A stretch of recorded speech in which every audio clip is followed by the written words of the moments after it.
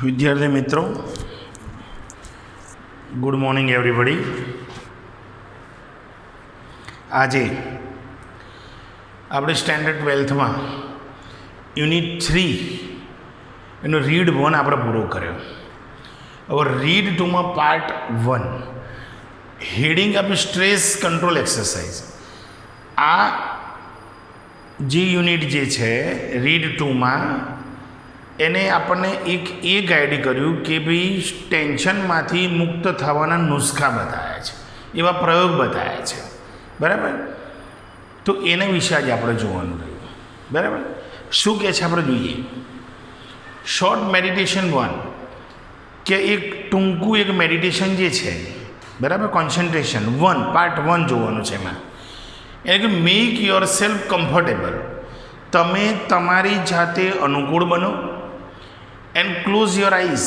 તમારી આંખો તમે બંધ કરી દો. Choose a word. એક શબ્દ એવો પસંદ કરો ડેટ સિમ્બોલાઇઝ કામનેસ, કે જેનો મિનિંગ, જેનો અર્થ શાંતિ એવો થતો હોય. કામનેસ એટલે શાંતિ. કામનેસ ટુ યુ, તમારા માટે જે શાંતિ શબ્દ, શાંતિ જે લાગતો હોય શબ્દ પસંદ કરો.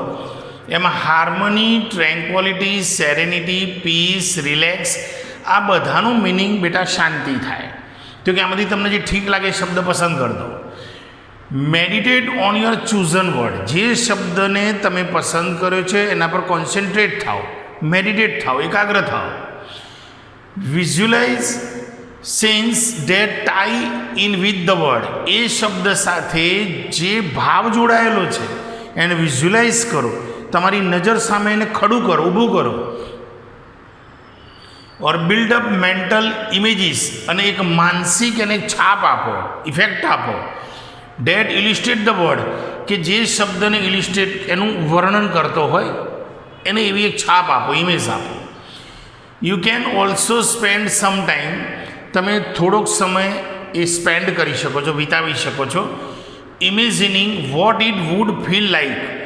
તમને શું ફીલ થયું, શું અસર થઈ એ શબ્દનો ઉપયોગ કરવાથી, એના પર તમે કહે છે થોડોક સમય પસાર કરો. If you experience harmony or tranquility inside yourself. તમે ટ્રેન્ક્વોલિટી એટલે શાંતિ, બરાબર, પછી હાર્મની એટલે બી શાંતિ. તો તમે જે શબ્દ પસંદ કરો શાંતિને લગતો, એ શબ્દ પસંદ કર્યા પછી તમને ખરેખર મેન્ટલ ઇમેજ, તમને માનસિક કેવું લાગ્યું, બરાબર છે, એવું એનું કે ઓપન યોર આઈઝ અગેન. ફરી પછી તમારી કહે છે આંખો તમે ખોલો. શોર્ટ મેડિટેશન સેકન્ડ, આ 1 હતો. આ શોર્ટ મેડિટેશન સેકન્ડ, એમાં શું કહેવા માગે છે કે peak material such as a dress fabric. કોઈ કાપડનો એક ટુકડો લઈ લો, બરાબર, કોઈ બી કાપડ. અ સ્ટોન, કાં તો પથ્થર લઈ લો.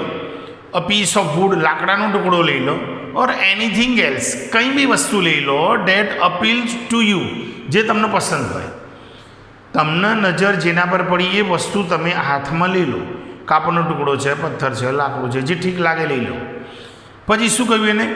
વિથ યોર આઈઝ ક્લોઝ, આંખો બંધ રાખીને એક્સપ્લોર ધ ટેક્સચર. એની અંદરનું જે મટીરિયલ જે છે એ ટેક્સચર વિશે તમે એને જેનાથી બનેલું છે, એની આકૃતિ જે બની છે, જે વસ્તુ જે બની છે એને ટેક્સચર કહેવાય. એ ટેક્સચર વિશે તમે થોડુંક વિચારો કે ભાઈ આ પથ્થર ચાલો શેનો બન્યો હશે, કઈ રીતે બન્યો હશે, શું અંદર ભેળવાયું હશે, શેને લઈને બન્યું હશે, આનો રંગ કઈ રીતે આવ્યો, કેવી રીતે બનાવ્યું હશે, કેટલો સમય થયો હશે. આવું એના વિશે તમે થિંકિંગ કરો, એવું કહેવું છે. ઓફ ધીસ મટીરિયલ, તમારા હાથમાં જે વસ્તુ છે એના ટેક્સચર વિશે, એની આકૃતિ વિશે, એની અંદર એ જેનાથી બનેલું છે એના વિશે તમે વિચારો કે આને કોણે બનાવ્યું હશે, કઈ રીતે બનાવ્યું હશે, કઈ રીતના આકાર આપ્યો છે, કઈ રીતના વણ્યું હશે, કઈ રીતે ભેગું કર્યું હશે, બરાબર, એ વિચારો. Spend at least 2 minutes doing this. આ કામ કરવામાં 2 મિનિટ તમે વિચારો, પસાર કરો કે આને ખરેખર બની તો કઈ રીતે બન્યું હશે, શું હશે એની અંદર, બરાબર, એ જોવાનું. Give your brain oxygen heat. પછી નવું સ્ટેપ આવ્યું એની અંદર કે તમારા મગજને ઓક્સિજનની હીટ આપો, ગરમી આપો. તો કેમ ભાઈ? તો કે half the problem with Bing stress. દુનિયામાં જેટલા બી સમસ્યાઓ જે છે જે માણસોને, એમાં અડધા માણસોને જે ટેન્શનનો પ્રોબ્લેમ જે છે ને, and enable two concentrate properly, અને ચોક્કસ રીતે કોઈ પણ બાબત પર જો અડગ નથી રહી શકતા, તેની પાછળનું રીઝન શું? તો ઇઝ ધેટ એ છે કે you don't breathe deeply enough, તમે પૂરતો પર્યાપ્ત માત્રામાં શ્વાસ લેતા નથી, બરાબર? To supply your brain with sufficient oxygen, તમારા મગજ સુધી આ ઓક્સિજન પર્યાપ્ત માત્રામાં પહોંચતો નથી, બરાબર? અને એવા 50% દુનિયામાં માણસો છે કે જે ટેન્શનમાં પીડાય છે, કોઈ વસ્તુ પર ફાઇનલાઇઝ કરી શકતા નથી. તો આનું એવું કહેવું છે કે એની પાછળનું કારણ કે મગજ સુધી ઓક્સિજન પર્યાપ્ત માત્રામાં પહોંચતો નથી, બરાબર? વેન વી ગેટ સ્ટ્રેસ, જ્યારે આપણે ટેન્શનમાં આવી જઈએ છીએ ત્યારે we tend to hold our breath. 100% સાચી વાત છે. જ્યારે આપણે ટેન્શનમાં આવી જઈએ ત્યારે આપણા શ્વાસની ગતિવિધિ અટકી જાય છે બેટા. એ ટાઈમ આપણે માપવા નથી બેસતા, પણ એ ટેન્શન એ આપણા જે શ્વાસ લેવાના જે ક્રમ છે એમાં ઘટાડો કરી નાખે છે, બરાબર? Or only breathe in a shallow way, અને સેલો એટલે ધીમે ધીમે આપણે હલેસા મારતા ધીમે ધીમે આપણે શ્વાસ લઈએ છીએ, બરાબર? અને using only the top part of our lungs, lungs એટલે ફેફસા, ફેફસાનો ઉપરનો ભાગ જે છે એને ધ્યાનમાં રાખીને શ્વાસ લેવા આપે છે. પૂરું પમ્પિંગ આપણે ફેફસાથી કરતા નથી. નોર્મલ અવસ્થામાં થ્રુ આઉટ ફેફસા પમ્પિંગ કરતા હોય છે, પણ જ્યારે બી ટેન્શન કે કોઈ ઘટના ઘટી, કોઈના દુઃખદ સમાચાર આવ્યા, બરાબર, એ ટાઈમે આપણું જે મન જે છે એ મન એ સીધી આપણા હૃદય પર અસર કરે અને આપણા જે ધબકારા જે છે એ ઓછા આપણને જોવા મળે છે. અને એ વસ્તુ સાચી છે. In order to deepen your breathing, મતલબ કે ઊંડામાં ઊંડો શ્વાસ લેવાના હેતુથી, એન્ડ ગેટ ઓક્સિજન, અને ઓક્સિજન લેવાના હેતુથી, all the way up into the brain again, મગજમાં ફરી પાછો ઓક્સિજન પરફેક્ટ રીતે લેવાના હેતુથી શું કરવાનું છે ભાઈ? ડુ ધ ફોલોઈંગ એક્સરસાઇઝ, નીચે આપેલી એક્સરસાઇઝ કરો, જેના કારણે તમારા મનને પર્યાપ્ત માત્રામાં ઓક્સિજન મળે. એવું એનું કહેવું છે.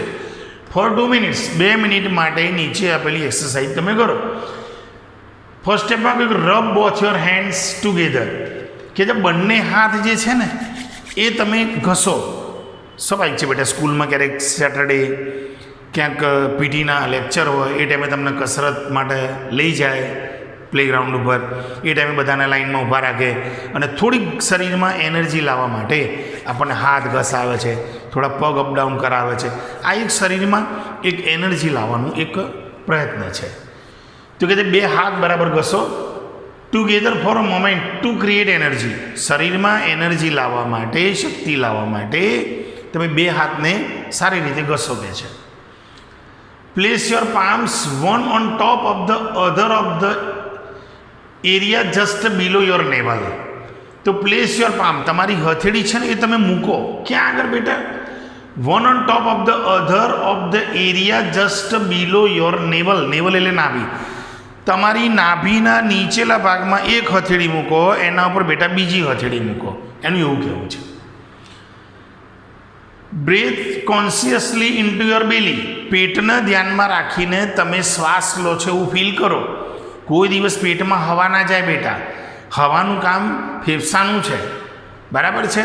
પણ તમારે ખાલી ફીલ કરવાનું છે કે તમે હાથ મૂકો એટલે તમે શ્વાસ લેશો એટલે પેટ પણ તમારું પમ્પિંગ કરશે, અપડાઉન કરશે. શ્વાસ લેશો એટલે સ્વાભાવિક વસ્તુ છે, ફેફસા તો પ્લસ માઇનસ કરતા જ હોય અપડાઉન, પણ સાથે સાથે પેટ પણ ગતિવિધિ કરતું હોય છે. Making your palms raise every in breath છે ને, દરેક શ્વાસ જે ક્રમમાં લો છો એની સાથે તમારી હથેળી જે છે રેઝ એ ઊંચી નીચી થશે. આઈ એમ 1 મિનિટ બેટા, બરાબર છે. Imagine breathing oxygen into your brain, અને કલ્પના કરો કે ઓક્સિજન તમારો મગજમાં જઈ રહ્યો છે, તમે જે ઓક્સિજન લઈ રહ્યા છો એ મગજ સુધી પહોંચે છે એવું તમે ફીલ કરો, બરાબર છે? ધ ક્રાઉન પુલ, ક્રાઉન પુલ એક વન કાઇન્ડ ઓફ એક્સરસાઇઝ. બરાબર, જોઈએ શું કહે છે. વેન વી બ્રેથ, કે જ્યારે આપણે શ્વાસ લઈએ છીએ ત્યારે there is a microscopic movement of the cranial bones. Cranial bones એટલે ખોપડીમાં રહેલા હાડકાં. તો કે જ્યારે આપણે શ્વાસ લઈએ છીએ ત્યારે આપણા ખોપડીમાં રહેલા હાડકાં જે છે એમાં એક માઇક્રોસ્કોપિક મૂવમેન્ટ, એક નજીવું એક મૂવમેન્ટ, હલનચલન જોવા મળે છે. અને which in turns allow the cerebrospinal fluid to move freely throughout the spinal column.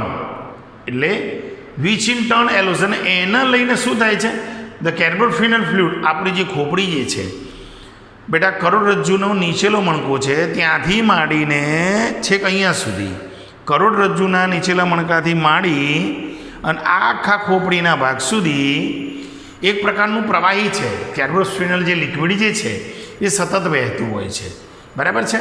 અને એ પ્રવાહી જે છે એ પ્રવાહી સતત અપડાઉન કરતું હોય, આખા ભાગમાં ફરતું હોય તો તમને કોઈ દિવસ માથું નહીં ચડે. બરાબર છે, તમને માથું નહીં ચડે, તમારું ઓક્સિજન પ્રોપર મગજને મળે છે, ફાઇનલ થઈ ગયું. પણ એ પ્રવાહી જો સ્થિર થઈ જાય તો માથું ચડ્યું એમ સમજવાનું. મતલબ માથું ચડ્યું છે તો આપણે એમ સમજવાનું કે મગજમાં રહેલું જે આ લિક્વિડ જે છે, કેર્બોસ્પિનલ જે લિક્વિડ છે એ સ્થિર અવસ્થામાં છે. હવે એને મૂવમેન્ટ કરવા માટે શું કરવું પડે બેટા? ઓક્સિજન લેવું પડે. હવે ઓક્સિજન હવામાંથી માની લો કે આપણને મળે જ છે, પણ એ પર્યાપ્ત માત્રામાં નથી મળતો. તો આપણે શું કરવું પડે કે ભાઈ 1-2 ગ્લાસ પાણી પીવું પડે. એમાં ઓક્સિજન તો હોય જ બેટા, ઓક્સિજન પ્લસ હાઇડ્રોજન. બરાબર, તો એ ઓક્સિજન આપણને મળે અને પછી આપણે સૂઈ જઈએ તો આપણા બોડીને પ્રોપર માત્રામાં ઓક્સિજન લઈ શકે. અને પછી જ્યારે તમે 1-2 કલાક ઊંઘ લીધા પછી જાગો ત્યારે તમે એમ કહેજો કે મને માથું ઉતરી ગયું.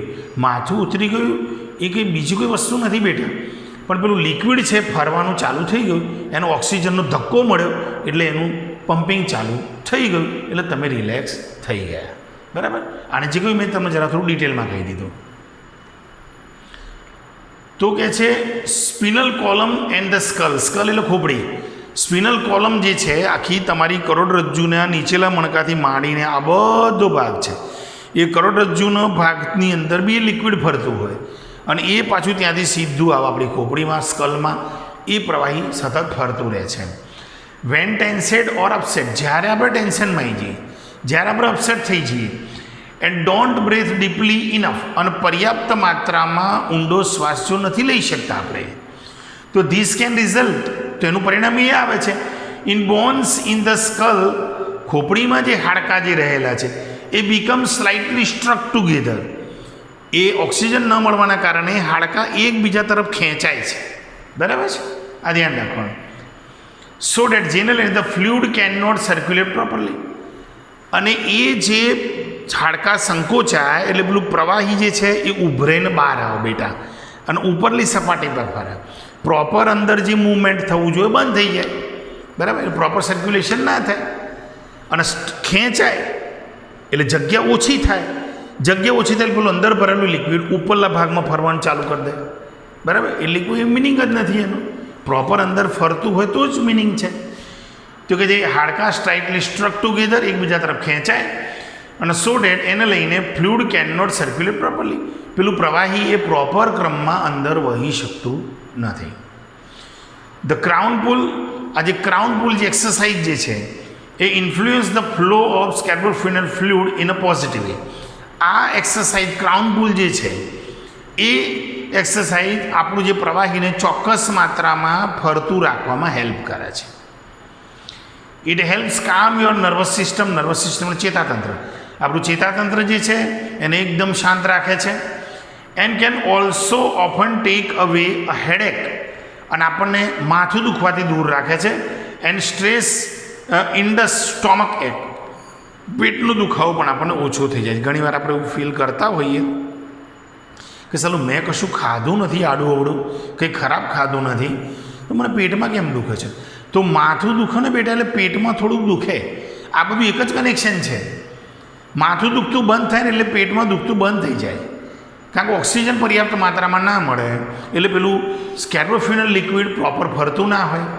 એ ફરતું ના હોય એટલે પેલા હાડકા અંદરના સંકોચાય, ભેગા થાય પેલું પ્રવાહી ટોપ ઉપર આવી જાય, ઉપરના લેયર પર ફરતું થઈ જાય, એટલે એનું કોઈ મિનિંગ જ નથી. એટલે તમને માથું દુખે એટલે સીધું પેટમાં દુખે. હવે તમે 1 કે 2 ગ્લાસ પાણી પીને સૂઈ જાઓ, બરાબર, સૂઈ જાઓ એટલે તમે પ્રોપર તમને ઊંઘ આવી, બરાબર છે. એટલે એ અરસા દરમિયાન તમારું શ્વાસ લેવાની ક્રિયા થોડી ઊંઘો દરમિયાન વધી જાય, એટલે તમને ઓક્સિજન પર્યાપ્ત માત્રામાં મળે, અને એ પાછો તમારો સ્પિનલ કોલમ જે છે, એટલે ટૂંકમાં આખું તમારું જે સ્પાઇન જેને કહીએ આપણે કરોડરજ્જુ, એ કરોડરજ્જુ થ્રુ એ આખું પ્રવાહી ભરતું થઈ જાય, અને ખોપડીમાં પાછું ઓક્સિજન એને ફોર્સ કરે પેલા પ્રવાહીને, એટલે એનું પમ્પિંગ પાછું ચાલુ થાય. એને લઈને આપણું માથું દુખતું બંધ થાય. માથું દુખતું બંધ થાય એટલે ભાઈ તરત તમને પેટમાં દુખાવો ધીમે ધીમે ઓછો થાય. આ બધા એકબીજા સાથે કનેક્ટેડ છે બેટા. પણ આ ક્યારે બને આપણને આની ખબર ના હોય એટલે આપણને એમ લાગે કે કંઈક આડાવડું ખવાઈ ગયું છે. વાસ્તવમાં તમને ખબર છે કે કશું ખાધું નથી તો ચાલો રીઝન શું, બરાબર. તો એ માથું દુખે એટલે સીધી પેટ ઉપર અસર આવે. એટલે જેવું તમે આ જે ક્રાઉન પુલ જે કહે છે એ એક્સરસાઇઝ આગળ આવશે, હું તમને સમજાવીશ શું છે. એ એક્સરસાઇઝ દ્વારા તમે તમારા જે લિક્વિડ છે એને ફરતું કરી શકો છો, અને એ પ્રોપર ક્રમમાં ફરે એટલે માથું ચડવાનું નથી. માથું ચડે ને એટલે પેટમાં દુખવાનું નથી, બરાબર છે. એનો મતલબ તમને તમારા મગજને પૂરેપૂરો ઓક્સિજન મળે છે. સારું. As well as helping you think clearly. અને તમારું માથું, તમારું મગજ ફ્રેશ હોય એટલે તમે સારી રીતે વિચારી શકો છો, એ આપણે સમજી શકાય છે, બરાબર. સારું. તો અહીંયા આ પાર્ટ 1ની અંદર આપણે અહીં સુધી આપણે બેટા સમજ્યા, બરાબર છે, કે ભાઈ ખરેખર સ્ટ્રેસ કંટ્રોલને કેવી રીતના કરવો. તો અમુક નુસ્ખા એવા છે જે આપણને હેલ્પ કરે જ છે, નો ડાઉટ. આપણે એને થોડું સમજવું પડે. આ યોગ ક્રિયા જે છે એ પણ આપણને હેલ્પ કરે જ છે, પણ આપણે નથી કરતા એ બીજા નંબરની વસ્તુ આવી, બરાબર છે. વોકિંગ કરો છો એ કસરતનો એક ભાગ છે, સારી વસ્તુ છે, બરાબર છે. પણ આપણે જે તાત્કાલિક રિઝલ્ટ જોવો છે ને તો એ તો ઇટ ઇમ્પોસિબલ, બરાબર, એ અશક્ય છે. પણ અમુક જે પ્રોસેસ એવી છે કે તમે સાયન્સના નિયમ પ્રમાણે 7 કે 8 કલાક જે પ્રોપર ઊંઘ જોઈતી હોય એ જોઈએ બેટા. એ આપણને એ હેલ્પ કરે છે. આમ ખરેખર જો જોવા જઈએ, જો તમે તમારું મગજ જે છે એને ડર છે. શેનો ડર છે? કે તમે ખોટા વિચારો કરો છો ને એટલે તમારું મગજ ડરે છે કે ભાઈ ખોટા વિચારો ના કરો તો મગજ રિલેક્સ રહે, બરાબર છે. તમારા આંતરડા ડરે છે. તો આંતરડા કેમ ડરે છે ભાઈ? કે તમે જેમ તેમ અતિશય સ્પાઇસી ખોરાક ખાઓ છો એનો ડર છે, મતલબ કે તમે ના ખાઓ. તમારું પિત્તાશય જે ડરે છે, તો પિત્તાશય કેમ ડરે છે? તો આ બધું જાણવું પડે કે ભાઈ તમે પ્રોપર 10 વાગે સૂઈ જાઓ, સવારમાં વહેલા 5:30 6 વાગે પથારી છોડ દો તો પિત્તાશયને નો પ્રોબ્લેમ એટ ઓલ. આ સાયન્ટિફિક રીઝન છે બેટા, આ સમજવું પડે આપણને. સવારમાં તમે નાસ્તો નથી કરતા, એમને એમ ચા કે કોફી પી લો છો કે કશું નથી પીતા, કશું ખાતા નથી, તો જઠરને મોટામાં મોટો પ્રોબ્લેમ આવે બેટા. આ એક સમજવાની વસ્તુ છે, બરાબર. અઠવાડિયામાં એકાદો ઉપવાસ કરો તે વસ્તુ બીજા નંબરની થઈ, બરાબર. બાકી ઓલવેઝ જે છે એ ખરેખર એ આપણા શરીર માટે નુકસાનકારક જ છે. ઉપવાસ એના પ્રોપર ક્રમમાં હોય તો જ આપણા ફાયદામાં છે. બાકી તો તમે રેગ્યુલર રોજ ઉપવાસ કરો છો તો એ તો પ્રોબ્લેમ જ છે.